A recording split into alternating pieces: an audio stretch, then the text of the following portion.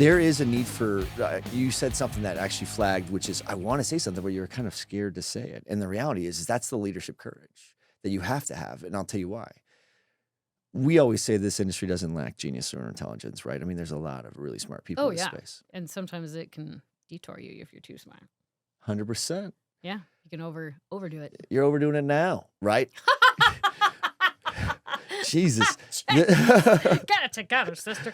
But the reality is we say it doesn't lack genius and intelligence. It lacks leadership and courage. And leadership is defined by, it's subjective to whatever, but that courage is the courage to have those conversations, the courage to tell people you like, the things that you don't want to tell them because they're ugly words to unpack, but the intent, which is what we should govern ourselves by, is for the best of the long term for that person because you want to be better, right? And I think that there's, trust me, there's plenty of guys that have the same fear of asking that question because they don't.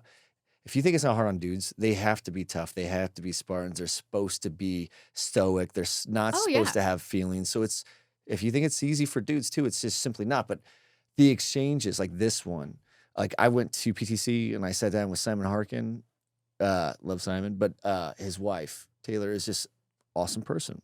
She's an HR expert. We were talking, and then over the course of time, you know, we kept talking after that. And eventually, I mean, she starts with us on the 15th and she's our head of HR. Congratulations. Well, it wasn't until we started really, we never intentionally went out and said, hey, we're going to build this whole team of people and just hire the best guys you can. It's never been like that. I mean, I'd say at least a third to half of my company are females, but we never went out to try to do that either. It was just like, find whoever, like, we're looking for this character profile. And if you could find that, then these other things that we teach, if I could learn it, they could learn it too. Trust me, right? Just get good people and we could teach them all these things. And what I learned was in talking with more, I've got to have more conversations like Kira gets, or, you know. Everybody needs a Kira. But like, I mean, like your backup person. Everyone needs a backup. You know, one of the ones that impressed me the most in the early days, and maybe just because I was working with her at the time, was Mercy, because I love her too. But she's unfiltered and there is black. She's not like, hey, this is she's like, what the fuck are we talking about again? You know? Yeah. And she's an assassin too, right? So she's about getting through things and cutting through noise, right? And that's why she's so successful at what she does. For me, I learned that we tiptoe around a lot of things as dudes because we don't want to step on your toes. We don't know what's going to be offensive sometimes. Well, and it has to be hard for you to be honest with like women, or even like you said, it's not related to men or women. It's honestly feedback, human nature. Giving feedback and being like crucial to like what's truth is always hard because you really can destroy someone's feelings if they can't. Well, we have a tendency. We have a self-righteous tendency to only see the great. We don't see the faults in ourselves. And you also don't want to be a bad guy. You don't want someone to think of you in a bad way. Like, but if you say it right and you do it right with the best of intentions, then you're not. Like, I think it's consistency. Unless you're, consistency and the right feedback. And like you said, you don't want to say it in a cruel way to slice someone down. Just treat them like the way you want to be treated. No one wants to be talked to like they're a piece of shit. So I always go. That is true. Like But in construction, they always want you to. They're like, go out there and yell at him and tear that guy down. But hold on. So that's another really good thing that you talk about, right? Because construction's, I loved it. I loved project management. I mean, even from when I was a UPS service engineer, I always loved being. I love that story, by the way. Oh, I don't know what that story is, but I'll tell you, like, I liked just growing up on those sites and those construction shows. What story, by the way? I like that you were working in a UPS. Like, that's how I got in the game. I like it. Like everyone started somewhere. Man, I used to fry fish when I was 16. Nice. Horrible fish. It was horrible. Did you like just do this at home? Fish fillets? Oh yeah. Fish fillets? Well, I started working when I was like 14 with my dad in a warehouse that had like no air conditioning. It was amazing. But yeah, but that's how you learn a work ethic. Oh yeah, I've never stopped. I feel like, but what were we talking about? Because I wanted to add to because you had a really good point. Oh, in construction, the thing that like going back to Stack, like Brian Cox, man, that guy, so much about accountability. Like that guy takes accountability to the extreme, and like it's amazing how much accountability he will like take on. So when the safety program was being rolled out at Stack, and everyone always says it starts from the top, it literally started with Brian Cox, and he pushed it all the way through. And when you get into, there's like a little bit of a thing where you want to, especially younger project engineers, you have to understand that when you're on a site, some of these guys have been doing like JT with electrical work. He's been doing that for like 20. Well, I don't 22. want to give him, 22. I don't want to say Old years. man. But there's like people on that site that is their trade. That is what they have been doing this whole time. And you, a person who just graduated from ASU with your sweet little paper degree, is going to go out there and tell them how to do their job. Like it's There should be some sometimes, coaching in that for sure. yes, because it's like you can't. This guy has been in this industry for 20 years. Like There's he reverence, can, yeah, respect. like a steel erector can tell you how to solve a problem in 5 seconds, but if you come up with disrespect, he's going to make your life horrible. Mhm. And it's just kind of the code of the thing. And so I feel like there's just sometimes the approach to people, like sometimes people just want respect for what they've done. And if you can't come up to them and be like, hey, I appreciate what you've put. Do you get what I'm saying though? Like I do. there's a value in telling someone, hey, thank you, but this is how we're going to progress. Cause they also get stubborn where they don't want to change their ways. Cause they've been doing it for 15 years, Yeah. forever. So they have to pivot to like redirect. But I think it's just sometimes comes down to your approach on how, like, when you have a safety concern and you have to approach someone, just think about that when you're approaching them. Like, you don't have to like let them get away with a safety violation, but it goes down a little smoother if you like go up to them and say, hey, I completely understand why you're here and why you're doing this. Like, maybe, and you know what I understand. Empathy. Yeah, a little bit of empathy, not sympathy, because then you're like giving it in. Empathy could be toxic though too. I mean, like the thing about I was having this conversation whether men let me ask you a question. Do you think men or women are more empathetic? Oh, women are way more empathetic. Okay, so is that a good thing or a bad thing? It can be good and it can be bad, because if you're too empathetic, you're not making people accountable. Well, if you want to show enough empathy to where you'll shoulder the pain or troubles of others, Which I do. they'll give them to you. You'll end up just shouldering You everybody's. have to create a boundary. Yeah, if you don't have a healthy discipline in the way that you reflect your empathy, I guess, then it could be toxic and you could just be shouldering the burdens of everyone. Everyone will just go dump their shit on you. Oh yeah, everyone will give you everything. Why you wouldn't can do they? the work for everybody. Sure.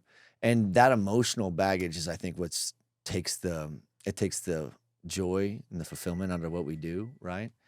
So for some of the things that you were doing, were you learning how to navigate through this stuff on your own, or did you have the courage to ask? Did you have a mentor? Oh yeah, no. But I mean, did you have someone that you could literally go to I with the am fucking stupid question? Like, super, super fortunate to have that a lot. Like, but I think it's also because in that degree, I always loved learning from anyone who would teach me, and probably sometimes annoying. But so when I was at DPR, Lee Gagney, he was a superintendent who had been around forever, like ever. And I would oddly just follow him around all the time. And sometimes he'd be like, get away. And I'll be like, nope, I'm here to pick up whatever you're going to teach me. Mhm.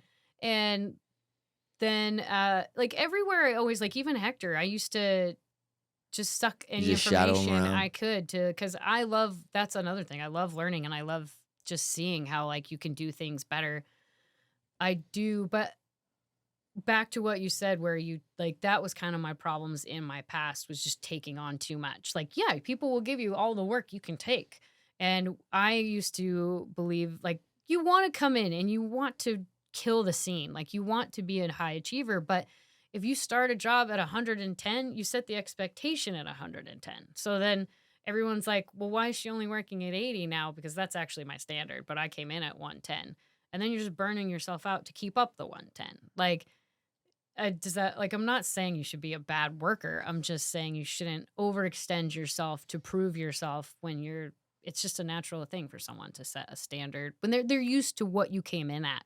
And they're not saying it's bad, but you just have to communicate that, like, hey, this is overextending me. But that's what you're supposed to do. I mean, all the things that you're discussing and talking about, I don't really necessarily hear a lot that comes down to, your gender or any of those things. No, it's just it's people. It's just part of your journey of learning. When we are in our 20s, like, because you have a piece of paper doesn't mean you know shit, right? It means it's time to learn, right? And yeah, what time you're gonna to get actual experience. Yeah, you don't learn shit in a classroom behind a book when it comes to construction. You're gonna have to, be on those sites.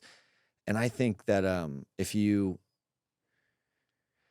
take those things as an opportunity to learn and you have the right leadership, then no criticism is too much. Like, you want to be pounded. You like, I just want to be better. Like, I remember being around people. I'm like, cool. And they're like, hey, you did really good here. I'm like, cool. What did I do wrong? Because Yeah. I don't learn anything from the things I do right. I learn from the shit I do wrong. So point those things out. And then if you could, can you tell me how to fix them? You know, so like, I don't just need you to tell me my problems. I had like some suggestions on how to fix it, but I always looked at everything very simple. And like I said, I always manage or lead the way I want to be led. And that is this: before I would ever have to sit down and reprimand somebody or give them coaching or guidance, I would always ask myself, what would it take for this person to sit me down and tell me how messed up I am for me to thank them and not resent them? And then I would look at what That's a good that dialogue looked like. What does that narrative look like? And normally for me, and you've known me long enough, it would be, hey, dipshit, you got your head up your ass? But so you laugh, I laugh, because we're like, yeah, I do actually. Can you help me? Because that breaks the ice. It's not like, hey, don't know how to talk to you about this, but because we've been friends forever, but you may have your head up your ass. That's a completely different energy, right? But Oh yeah. if I like you enough, I'm gonna verbally slap you in the face with that. Be like, looks like you finally hit this level where you have this. Are you ready to get past that? Because I remember stumbling there too. Let's work on it. Yeah. Do you know what you need to fix? But you need mentors. And that's why I'm like, you went to college to be a teacher. Yeah. That's why I go back to, I mean, I've had so many conversations with you over the course of time where I don't pretend to know you like as good as all the other people in Phoenix and shit. But from what I see, you're a doer that likes to learn and like to do, but you, in your heart, it seems like you like to be taught, but it seems like you like to teach too. That's why I'm Oh like, yeah. you should lead teams and grow them.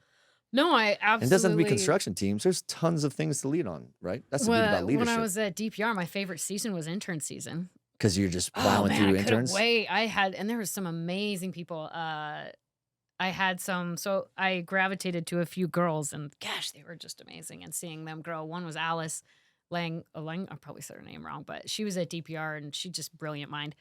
But just watching, and I love observing people in the way they learn, because like if you can sit back and see the way their brain is kind of working, you can kind of help them grow more efficiently, because we're not the same. You and I would not do things the same. We're not going to think the same, and we're not going to, but that's why we balance each other out. And that's what's good. You need someone who's going to put you in Overthink. a better direction, who's going to call you out and say things. And I guess what I was trying to say, like, not the 100, like, you should always work your hardest at a job, but you should also be able to have someone call you out. Like, if we were working together and I started out working every weekend and never took a day off, you're going to be like, Kayla, You're you're burned. yeah, Yeah. you need to stop. You need to stop right now. If you you need to get care. it together. If not, I'd be like, So let her that's go. the criticism and feedback that you always need to give. And you also, I guess from my point of that point was when I used to start jobs, I thought like I would only be able to prove myself if I was constantly, like if I was never leaving the site and I was never doing that stuff. But you need to balance yourself out, because again, you're going to burn yourself out and you're no use to anybody. Like, What do you think the most impressive thing it is for us that when we first met you, because we're in kinetic construction trailers with the programs that we were on, they were hard schedules. Would you agree? oh yeah, Very tight budgets. yeah, especially you gave some doozies at a line. Well, I didn't. I was given those and said, "Do you want to do these with me?" But I Yeah, mean, we those always came in as partners. always. Hey, listen. But the thing I loved about your approach was it was a hard schedule, a tight budget, but you always came at it like, hey, usually it's like shoved, I don't want to say shoved down your throat, but like it's pushed onto you. Like, you will accept this and you will do this. Like, there was a little bit more of an approach of like, hey, let's be partners together. I know this is risky, and we're, as long as you do the effort and follow through on what you're promising, we'll do the same to protect you from the risk that you have. Because everything comes at a risk, and you have to balance your risk if you're going to take it or not. You have to handicap that shit. Yeah, like, so you would come in and say, these are the risks, but these are how we're going to be partners to help mitigate your risk for you. Are you willing to sign up for that? Instead of like, some people just want you to take on all the risk all the time. I actually never asked people to make the date. Like, yeah, you never even made us sign up for the date. I would just say, hey, listen. I need it by this frame. Right. And it's because I knew that you would have problem. Everybody has a problem. And I didn't want anybody to be heroes and overcommit to shit. So I'd be like, listen, if I knew what my hard date was, I would normally manage expectations around that. So oh yeah, you give yourself like 3 weeks or 2 weeks if you can. Well, I wish I could do that. I never had that much time, but I will tell you, like, I was trying to protect my partners at all times because I didn't want them to look like they failed. Because there's not a lot of tolerance for that in this game. And I think that That's unfortunate because you need to be with a partner that has failed a few times. Because I didn't rip out partners after we failed. I just assumed that I was better off learning from that with them and sharing that responsibility together, because it meant that was one less problem that we were likely to face again, as long as we both learned from it together, right? Yeah. But if I ripped that partner out and brought in another one, there's a good chance that that problem's going to repeat itself, because maybe that we have a blind spot and we don't warn them of something or give them visibility to something, and they trip over the same thing as the last group, right? Well, and it's like Cyrus One when I was there, like Laramie always preaches about it. I think he had that Southwest article, but you every single time you start a new project, you're going to go through the learning curve and you're going to have mistakes and things are going to happen. But guess what? The next time you do it, you're going to be ready to take those on. Yeah, you're going to have more mistakes, but you get wiser, you get better. And like, I know that you need to have multiple contractors to balance it out and audits, and I get it. But when you can keep the same teams in rotation, you lose that breakage of learn curve because they know the system, they know your system. They just keep, You were optimizing it. Now yeah, you know what you're tweaking. yeah. Now and then they get so used to it, they actually come to you and tell you how you can improve. Yeah, Like yeah, they're I've like, had that. "Hey, you should do this here. I don't know why you guys are doing this." And you have such a good relationship that when you walk the site, I remember I would walk a few times and people from subcontractors like foremen would just come up to me and be like, "Have you ever thought about doing this?" I'd be like, "Thank you for bringing Well, that that's what the up." Like, summits are for, those vendor summits. yeah. We'd be like, what could we be doing better? Yeah. People are introducing new products to us, or new means and methods or suggestions for, um, substitutes of products or something. So I remember getting a lot of our advancement through Yeah. the team. And I never understood the companies that like kind of take their partners and feed them shit and leave them in the dark, because I'm like, you do realize when you need them most, like they're going to be the least in sync, and you're going to have a hard time getting them ramped. Oh, yeah. And a lot of these deals right now, I mean, the only thing that we're selling today is speed with a 2 and SLA. No one gives a shit about a lot of the other pieces in between. Do you agree? Pretty much because everyone's chasing the same thing. Yeah, it's the top 10 clients all being. Yeah, everyone's chasing the same carrot and everyone can offer the same thing. And if you have the right or if you have the right relationships, people will go to war for you. Mhm. Like they will do what they can to make you successful. But if you're vindictive, they're going to do what they can to not help you. And that's what you would see. Like people would suffer inconveniences for you if they trusted you. But I remembered every time I had a hard time when I had new partners getting consistent pricing, because you have that variable that every new contractor puts onto it, to where they're like, I don't know if these people are going to take all the meat off the bone. So let's put a little extra fat on it just in case they're going to punish us later. Or, hey, we think we understand the scope, but we're not 100% sure. So just layer this or inflate something to where we have a little bit meat on the bone in case we miss something. There's something that we didn't pick up on a drawing package or something. You get it? Yeah.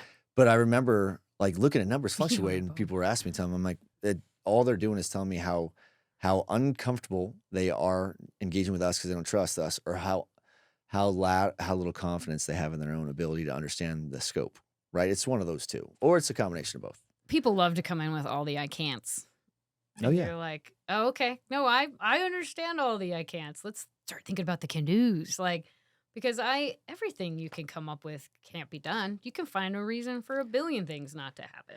There's an Eeyore on every program. Yeah. But you need those people that are You like, do, because I'm a high level thinker. Like, I like to think everything can work out. Oh, yeah, we'll get through it. I'm like, we'll problem solve this and we'll 100%. Why wouldn't you? But sometimes I need someone to bring you back down to earth. Like, hey, I love that you're in the clouds right now. It's amazing. But bring you back down. Yeah, that you need, for every what leader, there's a why leader. You have to have, a couple of those dynamics. But when you were at Cyrus, you left and you went to Gary, and then you were at Gary, and honestly, I think you were crushing it there, right? I mean, you Oh were yeah, we were doing really well. It was actually really hard to leave. Gary made it was like super hard to leave actually because I didn't want to leave it. I actually he kind of wanted to start a practice around mission critical. yeah, and it was actually the hardest thing was to leave the team that I had there. Like, Because it you know was some of those guys it before was too. super hard. Like it crushed my soul because I was like, man, I felt like I was leaving them. Like, there's nothing worse than like trying to collect people to come together and like do something together and then being like, well, no, I have to leave. Like, they were all understanding. We all still talk and we're all friends. It's just I'm sure you've left companies before and felt like you left teams behind, but It's just a chapter. It doesn't mean yeah, they were it's just another gone. chapter. Chapter and you're moving on. Uh, yeah, and then I went to Stack, and that was really hard for me to leave too, because there's just so many good people there. I still like, And they're I mean, they're emerging and oh growing. They're yeah, getting and they just like, I always love being a part of growth, because it mhm. just feels like you just feel so accomplished. And then when I left there, I knew I had to take a break to kind of also get things lined out so that the next challenge I take on, I can like really get into it. Like, I really feel like you can devote yourself to something that brings you happiness and not affect your personal life or, 100%. like you can everything is manageable when you believe in it and want to like see it be successful. So, It's just, that's a standard, would you agree? Like, that mhm, should be the standard, and that standard isn't, it's really about how we hold ourselves accountable yeah, to time management and yeah, I mean, I'm I horrible with it, but I'm working on it. I don't want yeah, everybody is, right? But I would say I just simply didn't wanna have to compromise one thing for the other, right? No, And I have in multiple times. We all ha there's gonna be compromise, you're there's gonna never be going to some have it be perfect. but those are, like those are seeds that you plant that pay dividends in the long term, right? Where you're like, "I'm doing this now because that's like the" we all have to go through that stage of something to where we're so uncomfortable all the time. I mean, that's where the real growth is at anyway, but in your 20s and in your 30s, you're expected to pretend like you know it all, but you Oh yeah. don't, and those And the that worst part is pretending you do know it all and holding on to it forever. Like I remember there was a young kid, a young guy that was an intern for me. And I was like, I knew he didn't know what he was doing, but it's a training thing. Like I'm trying to, so I kept pushing him and he was really holding on to like not letting me know that he did not know what he was talking about. And I was like, finally, I just kind of stopped and I'm like, I'm only pushing and putting pressure on you for this because I'm trying to show you that like defending, I don't even want to say it's ego, but defending your honor because you feel like you truly should know this is not helping you at all. Like sometimes it's just easier to be like, I really don't understand this. Can we work together and walk through it and figure it out? But you only can do it with trusted people. You got to be careful. You can't like, there's some situations you can't. But it was sometimes I like to teach people that like holding on to trying to prove you know what you're talking about when you don't isn't always going to be your best option. it's not just the best option because you lose credibility and respect, but Oh yeah. going the opposite direction is the only way to gain it. Like, Yeah, you have to just be accountable and honest be wrong. and yeah. Be actually, you wanna earn the trust of others? Fail or be wrong and go admit it, and then tell them what you learned. I think that there's nothing more admirable than being able to go present yourself like that and then owning it to where it creates it to where other people feel more comfortable doing it too. And that's what you want is you want transparency and failure so that people could all be teaching each other and learning Yeah. from those things together, right? And you want to create an environment where they feel like they can be open and honest and like not I feel like if you're also creating something where people feel like they can't be honest with you to say they don't know, it might also be something you want to look at. Like, what are you doing to make people feel like they can't tell you that they're not sure they don't know? Like, are you setting up a weird environment where people feel like they have to hide? I don't think that's an environment that's created. I think that's just the society Yeah. that's created. That's in But the like, you fabric. kind of also need to like look at it. Like, is there something I could do to make this a little more I don't know, some maybe are you're standoffish, like, maybe you're not I think that's the part of where I was talking to you about, like, looking into yourself and figuring out your blind spots. Like, maybe you have a blind spot that's making someone not feel like they can be open with you. But you gotta find that you're not gonna find your own blind that's why I'm like, I had to do 360s and then I needed to do follow-up surveys too to figure out like, I wanna make sure people understand we listen to their voice or if there's genuinely like it's almost like a race to see who could be the biggest not broken, but who could have the most s points on the board when it comes to making mistakes because, those mistakes and those are the opportunities for growth, right? So that means whoever failed the most probably learned the most from it as long as you have, the culture for it. I think that there's just a wide range of people that that don't like failure. They don't like making mistakes because they don't want to be criticized because then they take it as an attack. But like I think failure and the the optics in which we view it needs to shift for us to have that transformation because we should be celebrating the failures of a 20-year-old or whatever because unlike this 20-year-old, junior military officer in the military that's leading troops, that their failures lead to death. We're talking about projects that their failures lead to lessons learned and growth and opportunity, and the ability to have more candid conversations with your counterparts and your peers and your team, which openly creates a better culture of environment based on trust, right? But you have to I welcome all failure because I'm one, probably the biggest failure on my team. Two What? is I'm going to take more swings. I mean, Babe Ruth was the home run record maker, but he also had the record for strikeouts, right? So you have to swing, right? And at that younger age, man, those kids that are playing it safe, they're just cheating themselves in the long term, because this is where you want to be failing in the 20s and the 30s and stuff like that, because you could recover. I mean, I was blessed with having cancer to where my optics is still to where I only view my life in 2-year increments. If you didn't know that story. I haven't heard that story. Yeah. So I, one day, I was at MD Anderson having, between surgeries, and I remember they're like, yeah, we can't guarantee you anything longer than 2 years. So get your shit together. Right. And I was like, no problem. And I have, and it was the best thing that happened to me, because it just taught me that's why I also have no problem. Like when I would interview with companies, I'm like, hey, I'm looking forward to spending the next 2 years here. And if we're having a good run, maybe I'll re-enlist or something. But if not, then I'm going to move on to something else, because I won't spend what could potentially be the last 2 years of my life not growing. And statistically speaking, and I have all kinds of studies that I've read where it takes about a year before where you're no longer a negative outlier in your group and you're about as good as the solid average. And if you could really be mentored and coached and you're driven and you have discipline and the right external motivation, then you could be a positive outlier within the first 3 years. And if you're in a position where you could drive change, then you could draw the average up by being you're no longer an individual contributor. You're leading teams and having an influence over the way they move the needle from a department level. And for me, I just remember thinking, like, the minute that I'm unhappy, knowing, like, today, if I was told I was going to be dead in 2 years from now, I wouldn't change what I'm doing tomorrow, because I've engineered my life to know that what I'm doing is what I would do if I was in my final 2 years of my life. It took me years to get there, but you gotta stop thinking about, like, oh, I'll do it eventually, or I wait, or you don't have time. People don't have time. Like, you have to do these things now, and now's the time to make those failures. And you just need to be either there's a motivation that needs to come, and it has to inspire the discipline to be created from within, so that you can maintain that and hold yourself accountable to go make those changes. Because, like, for anything that you've ever rooted against yourself or worried about, did any of those things ever come to fruition?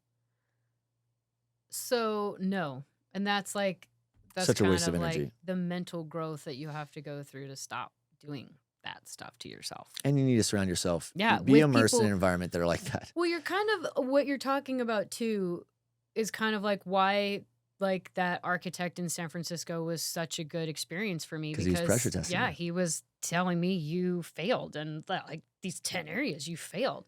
And How old yeah, were you? I was fresh out of college. I was young. Yeah. 21, And it was like my first chip on a RFI. shoulder, this big. Oh yeah. Right. And it but fortunately for me, I thrived on it, because it I always want to but I think it is like trying to train that generation that failure or that feedback is not bad. It's a good thing. It's so good for you. It's going to teach you. Because I remember when it first started happening, I thought it was bad. It's just the way you I was like, oh my gosh, but then I took a few minutes to feel bad about it, and then I okay, you want me, I'll be like, oh, I'll show you. Do you want to know how to discover where the mental midgets are in this industry? Go fail and watch who criticizes you. And it's just a coward move, right? Oh, yeah. Like, I laugh when people are like, I can't believe you did that. I'm like, you can't, because you never would have tried. So that's why. You don't make mistakes if you're not going to try. We're a battleship. I'm not meant to be moored to the pier. I'm supposed to be out there at sea in harm's way. And I'm not going to play it safe. Like, have you ever had any great stories that started about that time you were sitting down with that kale salad and you and your sister? Oh, you probably do, actually. You probably love that kale. No, I don't. I hate kale. My husband tries to make me eat it all the time. No, he we does grow it in our not. garden. Well, it's full of nutrients. It's like he wants us to eat it to like keep our bodies healthy. You know, there's vitamins for that, right? I take a bunch of those too. You don't have to eat the kale. Oof. Might as well eat liver and onions. Oh yeah, I've put mangoes in it. But I was gonna go. But man, I had a comment before we got to kale and mangoes. I threw you off. Yeah, I was gonna make a comment about I'm thinking what I was saying Oh, the is I criticism I of yes. enjoy the critics That's that aren't in like the arena. they have the hypocritical standard too, where they want to add they want to tell you everything you did wrong, Yeah, and you're and like, they don't have the courage to take a risk on their yeah, own. yeah. Look at me, I didn't do They want to anything. give you all the feedback, especially when you failed. And but if you look at a lot of the people that have added value to the world, they all came from a major failure or desperation. Like even Steve Jobs, remember he completely failed. Oh, I could name Like dozens from tons, yeah, Lincoln to tons. I would Even say Mel Robbins, the girl I told you with the air high five in the mirror, she had like major depression and lost her restaurant business, and it took her losing everything to figure out how to come back. And but none of the factors that made her feel like that changed. The only thing that changed is the way that she viewed it. yep, And it's a decision to make those changes, right? I think that we just pile so much fucking stupid shit on oh ourselves that yeah, make it hard to pivot like that. But I was trying to explain the value of failing. The value of failing on the up end and down end, right? There's an upstream and downstream to everything. And on the upstream, the benefit of failing hard is learning more. Now, the added benefit on the downstream of failing hard is I forget which president, it could have been Eisenhower, is like, you know who your friends are when you know who your enemies are when things are going bad, and you know who your friend, basically, you know who your enemies are when things are going good. You know who your friends are when things are going bad. What you want is you want to wring out your ecosystem. Like for me, I'm I know a few folks in the space, but I'm more careful on who I spend my time with because every time I fail and I have people reveal their character to me, it allows me to discover how much I need to manicure that ecosystem of people that are in my orbit because I don't want that negativity around me or that fake. or even the people who only want you in their life when you have something to offer. Like, oh, you can give me this, you can give me that. I'll Oh, they be a only called on you when friend. you were a client or something. Yeah, Mm. like, well, I mean, I'm not saying it's bad. I'm just No, it's saying, like, transparent. You can see it. watch, like, who, it's the same thing about who you let in your system, in your solar system, because there can be people who will drag you down and they'll drag you down with them. And if you allow them to, then, I'll add this though because I agree with you. They'll drag you down. They'll drag you down with them, and I would say this: I don't even view those people when I discover who they are. I have no anger or animosity me towards them. either. All I realize is they just haven't got to that other part of their journey. That's another immature professional thing to where they're showing, What's it called? Emotional maturity. yeah, their emotional range. I just learned that, so they're still down on level 6, and we're up here. What are we worried about? So I'm I honestly never mad either. I'm more of just like, just be patient and let it go. Like, it's just not the level with me right now. And like, they'll get, like, everyone eventually gets to their place, hopefully.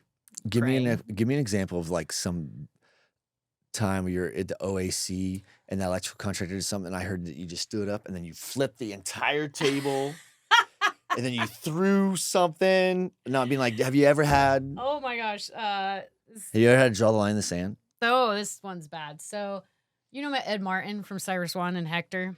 Yes. We had we were having a bunch of power issues.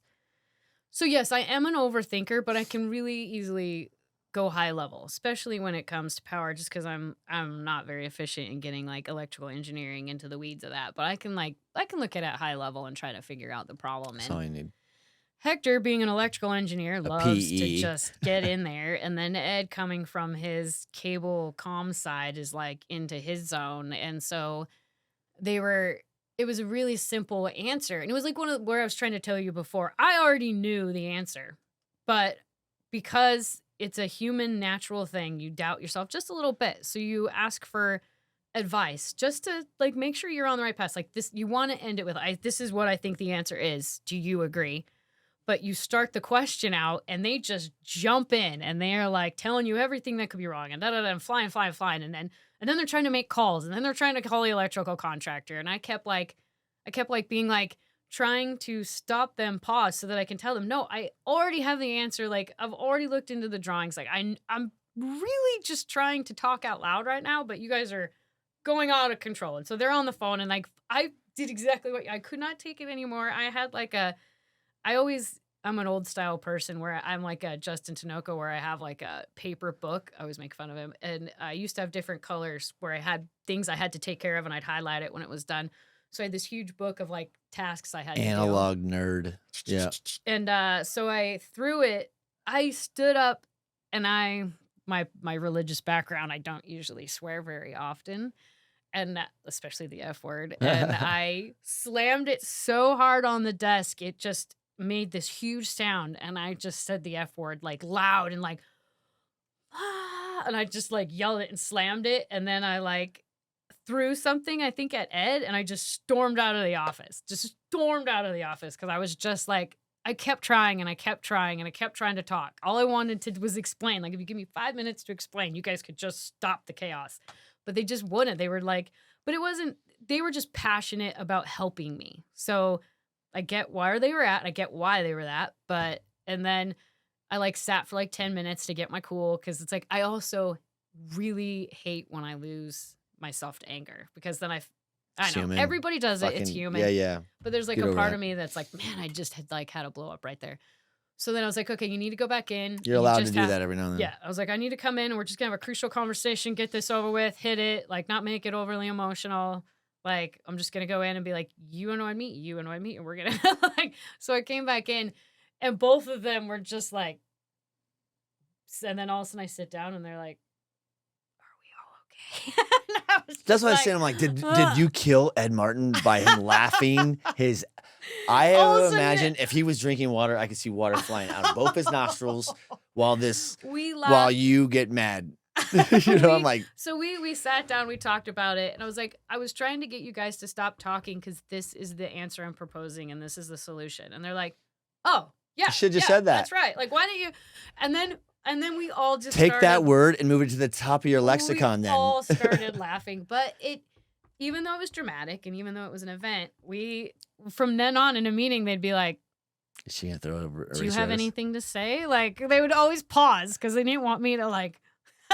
So positive things come from that Yeah, friction, right? It really does. Is I feel like as long as you can recoup and cover and come back as a team. If you leave in anger and never, it's like, being married. If you go to bed angry and don't ever work through it, it's just going to cause resentment and ruin, cause toxic traces. But I feel like they're normal and natural. You have to do it I've freaked out on the job site too. I threw my hard hat on the ground because it was like, oh, it was a water truck story. I had a fire hydrant. I was trying to fill it up. I do this thing too where I like to prove I can do things by myself. So I was loading the water truck with water, and it was through you have this wrench on this fire hydrant. You have to turn it, and it goes through the hose and fills it up. And there was like 3, the hose came out with spraying water everywhere. It got stuck. I couldn't close it. It was quite the scene, and I'm lucky I was by myself, or it probably would have been on America's Funniest Home Videos. And then I just got super mad. And So when you threw your helmet, did all the glitter come off of it? I do love bedazzling things. So every job site, Jesse would be like, I'm not carrying my hard hat from one project site to the next. He's like, I'll just have, each trailer have a hat for me. And I was like, that's a great idea. So I sent a note to each GC, and I'm like, it's a competition to see who could bedazzle Jesse's hat. And I'll show you a picture of the winner. But they put a lot of time and effort into it. It was a unicorn one, and it had like long hair. It was a hard hat, but watching these really sophisticated construction guys that are butch and tough, buying dolls and cutting and pasting pieces together to see who could make the best hard hat joke for That's Jesse. pretty amazing. Oh, it was just all. Because I mean, it's like what do a you good do bonding experience, and there's nothing better than someone teasing another person. when we would have those? I think it was DPR was in your guys' team, because you guys were building on the other side of the building when DPR was, I think, right? And I remember there was some friction, so we took the DPR team out to go paintballing. Because there's no way to you want to rip all the Band-Aids off and get everyone to get a pass. Okay, is he the asshole? All right, well, look, he's on the other team then, right? And we would just get paintballs. And I'd be like, guys, you could hate each other all you want right now, but when this is over, we're one team again. So let it out. And I mean, guys are aiming for the private parts, the feet, all the things that are going to hurt the most. So you get smacked in the hand or something. And I'll tell you, Tom Maples came out of that thing, and he had the mask on, bald head, and he had welts on his head. And I was like, dude, Jesse goes, I think we overdid it.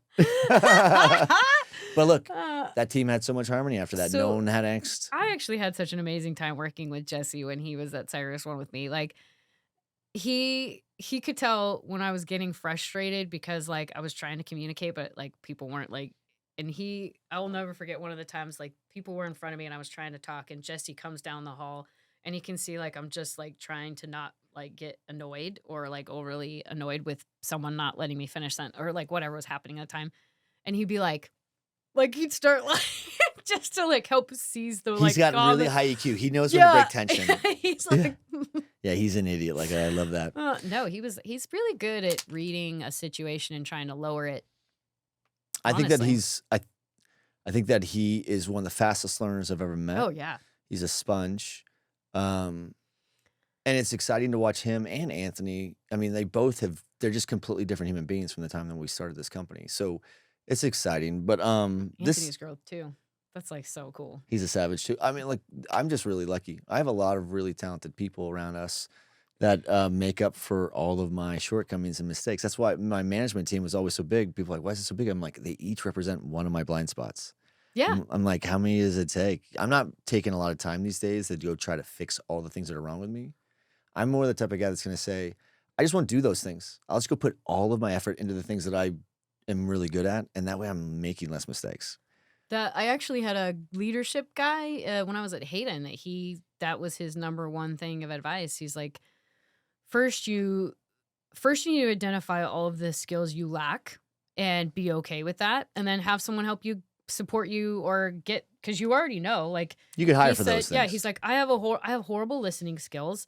I try really hard, but I'm not gonna catch everything, so this is my I don't even This is he my gave her listener. he They're my didn't he's like, filter. "I never wanna call her my assistant. She's my hearing advisor." So she was, like, taking notes, getting keywords, making action items for him, and he's like, She keeps me level and he's It like, "And works. my strengths are getting information out of people, so instead of over focusing on listening, I'll let her listen and I'll get" because he used to try and understand where your faults were so that he could help you grow and be better, but he's like, "Don't let your faults set you back. Just recognize them, accept them, and, like, Go focus on the yeah." thing that you do It's like, well. don't let it because I used to try so hard to improve that I would write a list of things I thought I was, like, not failing at, but wasn't good at. You're that nerd? I am. So, but I used to, like, read. You and I both love books. I love reading, and so I would, like, Mhm. identify something I needed growth on, and I would find a book to help me 100%. That's what I support do. it. But there's only so much you can do. You can't, like, do all of it. Like, Crucial Conversations, that's one of the first ones I did because I felt like I was It's not lacking there. about listening to those things to go do change. It's Yeah. listening. I listen to everything I can just to understand. Doesn't mean I'm going to take action I on that. I'm like, good to know. Not Same going to thing fix as that. me. I started Yeah. listening to try and fix myself, and now I'm like, it just helps me understand. Like, someone was making fun of me, like, why are you listening to the 48 Laws of Power? I'm like, I find it extremely interesting because this guy, like, I don't know if you heard, but prisoners were reading it to try and manipulate guards. Like, it's a way to see how people brains analyze power. So, like, and he Mm. tells you how to, like, manipulate situation to control the power in whatever dynamic you are. And I don't want to control anybody's power. I just find it interesting how these people's brains work and how, like, he talks about the olden days when, like, kings. It's really interesting about how people had to play power games back then to stay alive. And he'll tell you, like, how, like, Mm. people stayed in court with kings and the It's games not even and surprising, I guess. oh yeah, it's really interesting. And someone's like, "Well, what are you gonna do with them?" I'm like, "I don't know. I just want to understand, like, how people consume power and use power." It's just intriguing. Well, let's do this. This is a short podcast because we have multiple this week because you're in town for Data Center World and I live here, so I was just hijacking you. Once you're like, I'm coming to town, I'm I like, you're. like it short. Nobody I wants to finally was listen like, to I'm my pinning voice you for down. like 2 hours. Oh, shut up. We'll Little chipmunk. Ow. no, you have no idea how hard it is. I mean, there's like I'm 5. just happy you let me come talk to you. You've Oh, got shut like up. so many going on. No, I've always invited you. Have you spoken to DCAC the last few years, right? I know it took you a while to convince me to do. Oh, yeah, such a wimp. You finally got the courage, though. But I mean, like, everyone's in certain places in their thing. I'm hoping that your podcast and how open and transparent you are, your energy is infectious to everyone. That's why everyone loves hanging out with you. You have such a positive can-do attitude. That overcomes everything. It's the positive energy. That's all that the whole industry is focused on energy right now. And even in the social dynamic, right? So I think you coming and talking should hope those others that will be listening realize, like, hey man, because we stay inside of our heads a lot, Oh, really bad. So bad. but you have the courage now to, like, let what's in your head out because you obviously have enough confidence in your ability and that you know that there's nothing that you're going to say that anybody's going to be like, oh, well, I thought she was great until now. She's insane. She doesn't. We already say that. We're No. like, that girl is batshit crazy. No, but we're like, she's our batshit crazy. We love her. But Well- we're not saying that about you. We say that about JT. We say that about Oh everybody. yeah. You're all honestly, batshit crazy. As soon as I start talking about it, everyone's like, "Oh, I can relate." That's why I And I'm needed like, you to talk. Wow, really? And they're like, Yeah. "Yeah, I went through the same thing." And like, I've heard stories. Where Do you I'm like, understand? That's the model. We have to shift the optics where people are trapped in this thing where I can't fail because it's wrong. And then all these people are trapped in their head and they don't want to go talk to someone else. So they're struggling to grow. And I'm like, if I am really truly tasked with trying to help be disruptive enough in the industry to advance the industry, I have to pull these things that we self-impose as resistors on ourselves. And I could only affect so many people because there's a lot of people that don't even think like me. But you can affect a whole different sect of people, men and women, honestly. Yeah, that I know I won't said listen. women a few times on this podcast, but it's human beings. It's all of us. Well, no, Yeah. I mean, like, there is a difference.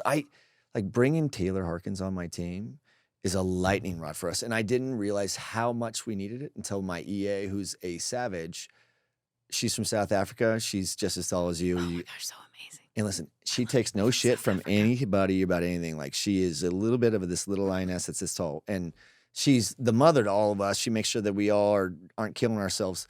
But she's also like the first one. She'll just push it on my schedule. 30 minutes. I'll open up my thing. I'm like, what do I have? What's this 30 minutes? Oh, go give affirmation to your team. You know, or just like, she sat in meetings with us and she has a voice and she has shut shit down. All of us guys look at each other. We're like, we didn't even think about that, but that's the smartest thing I've ever heard in my life. And then we were sort of realizing like, we need more women around here. But the thing is there are fewer to pick from and we're trying to find them. And they're all trying to figure out what they want to do too, right? I mean, look at you. How many offers have you had in the last year? A dozen? Operators, know. whatever. Okay. But I will say that is something to our industry that I so much appreciate. As soon as someone hears that I'm like, people want to help me so much that they will go out of their way to try and find me the right role, like you or anyone. And it's like, blows my mind that we do have so many good people in this industry that just want to like help you. They don't just go have fun. Just go do. Yeah. Turns out when you enjoy what you're doing, you just turned out being better at it, right? So I'm like, the only rules I have with my team were you have to be at the highest level of your own physical and personal health, mentally, emotionally, physically. If you can't give yourself 100%, you're not going to give me or this business 100%. And if you can't lead yourself, then you can't lead others. It's true. So I push these people to go reach the highest level of their health they can. And I invest heavy into them to do that because I know that the higher their health grows, the better their output and productivity is. And that's also infectious and that breeds cultural shit, Yeah. right? So my thing is like, open up your love light, let it shine, let these people that are listening, let these other ladies that are sitting in their head that are where you were 5 years ago or, even longer relate because they're not going to relate to me, but they can relate to you. And they can be like, you know what, man, that's super normal. Though I'm not, I mean, we all say we're all crazy, but I'm like, you're not crazy. You're No. just like the rest of us. It's all just fear. Well, it's like, but it's a form of fear, I guess you would say. Like women also sometimes have a little bit of fear when they come into this industry about like being like, it's a little intimidating, you know? They're like, it's kind of an intimidating feature when there's all these people who have these relationships and these bonds and But they're you're in trying the to club. come in. I know, I'm talking about women entering. Like, it's okay. It's okay to be a little intimidated. It's okay. Like, we all been there. Do you think the guys aren't too? Oh, all the time. Yeah, but they don't want to admit it because you guys can't admit that We you're can't. We have to be you butch. you We have have to be be super so tough. strong. That's right, man. I gotta. Women are a little bit better about communicating that they're intimidated. Like Jackie, who's putting on that Wimco thing in Houston. Her whole mini conference golfing thing is just about getting rid of the fear of golfing, so you can Yeah. learn how to golf professionally with the guys. and The especially next one should be conferences. hunting. We'll do shooting next time. Oh my gosh, I have so many stories about hunting right now because I'm in Game and Fish, but we can talk about that later. Well, listen, let's wrap this up. What's one more thing? What's the final thing you want people to know about you? If they haven't heard anything else, what's the last thing that maybe it's something that inspired you that someone else told you. Maybe it's something that you've learned about yourself that has given you the confidence you have. What's the last thing you want these folks to know? I think it's just men and women. Give yourself some slack. Mm-hmm. We're all out here. You can look at you and be like, man, Kirk, he's got it together. How little do you He's know? the man. How little He's do you doing know? podcasts. He's got his own business. Man, that guy. Why am I falling apart? Why can't I be cool like Kirk? Shut up. You've got your own problems. Everyone Yeah. has something, and everyone has a cover. Like, you can look at anyone and dream that they've got this easy, kosher life. We're all in the same boat. We're all together, and it's okay. The struggle's real for all of us. Don't beat yourself up about it. We're all on our own paths. It's not the same. Our path isn't the same. Nobody's path is the same. And also, like, try to also just be grateful and give the people all the support they can. Because people also get competitive in this market and try to cut each other down because they think it's going to give them more work. But it just hurts us more. So let's just, like, embrace each other and help each other. And, like, that's really my message. That's kind of what I've done since I've been trying to transition, just to appreciate what I get to do every day and the people I get to be around, and not focus on the bad stuff that you might have going on in your life, because everybody's going through it. Like, don't beat yourself up about it. The advice I'd have for you, regardless of what you do next time, then, is to take that advice that you just said. Let me repackage it and give it back to you, because you have a lot of good things that you say. So I would say this, and this is for anybody else. When you get to a new job, have no fear of failing. And I mean that by, like, don't worry. You're going to fail. It's guaranteed. And it's not your job to worry about it. Someone else will come up and they'll tell you. And maybe they'll yell at you, and that'll suck. Or maybe they'll rescue you and they'll be like, hey, listen, let's make sure we don't do that again. But it's part of the process. Don't cheat yourself out of it, because you have to learn that lesson. You can't level up until you do. So get to that lesson as fast as you can. Fail. Just even you bringing it up. You know how many times I failed at Cyrus One? All the time. They told me. Hate him. There was a couple times he was like, okay, we're going to let this one go. Oh, John? He's got Zen patience too, right? Oh, yeah. He would put his arm around me. He's like, we're going to let this one. I'm like, yeah. Okay. But he's another guy that would have told you, like, he's always been so supportive. Yeah, he's class act. Listen, it's awesome to have you here, and this is hopefully the first one. So maybe after the Wimco, or after whatever you do when you grow up. Or maybe I can bring another girl, and then we can, like... Bring your sissy. She's fun. Yeah, I should. That would be amazing. Because the then you can't tell which voice is which. The two of us would gang up on you. I'd get her on my side. She'd sit on this side. Oh, yeah. Well, listen, awesome to see you. Thanks for coming in. Thanks for making the time to join the revolution.